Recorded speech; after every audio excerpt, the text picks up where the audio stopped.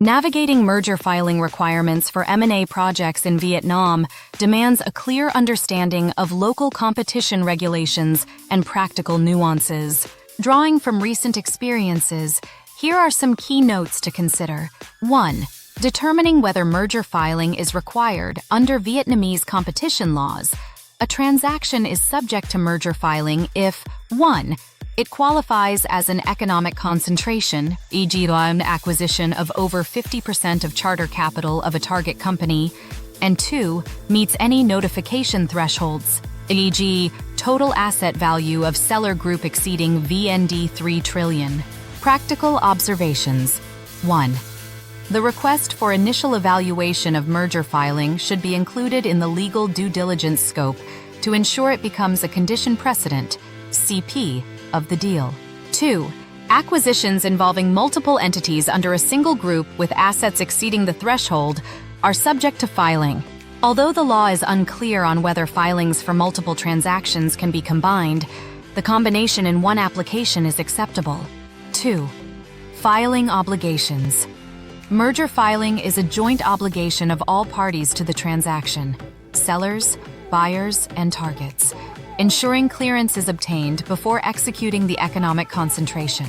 Practical observations. 1. The agreement that this is a CP of sellers or a joint obligation of sellers and buyers should be clearly agreed upon and documented between the parties. 2.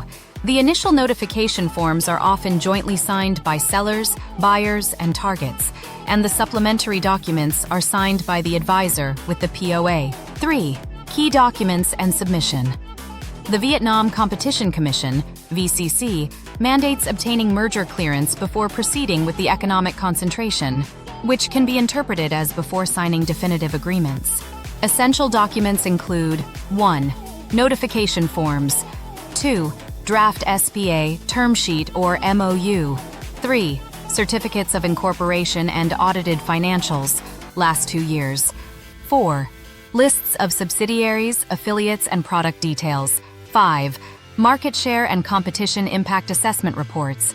6. POA for the advisor if applicable. Practical observations. 1. Recent practice shows flexibility, with the VCC accepting filings with executed SPAs, provided the transaction is not consummated until clearance. Often, signed in-principle agreements are submitted, clearly stating the transaction is subject to merger clearance. 2.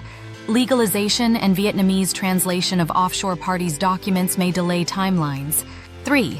Affiliate lists must include all buyer-related affiliates in Vietnam, even if conducting different business activities.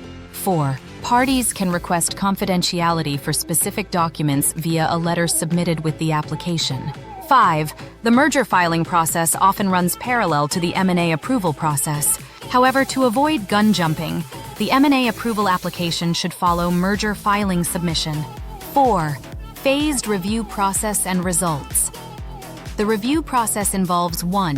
Preliminary appraisal, 7 business days for validation, followed by 30 days for review, often extended to 2 months. 2. Official appraisal if needed, 30 days, extendable up to 90 days with 2 maximum extensions, 60 days each. Practical observations.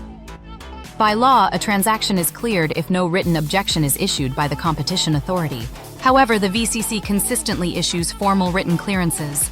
The parties should be aware of the merger filing process to well manage the project timeline. Early engagement with the VCC and staying updated on evolving practices are critical to managing regulatory risks and ensuring smooth transactions and managing the timeline.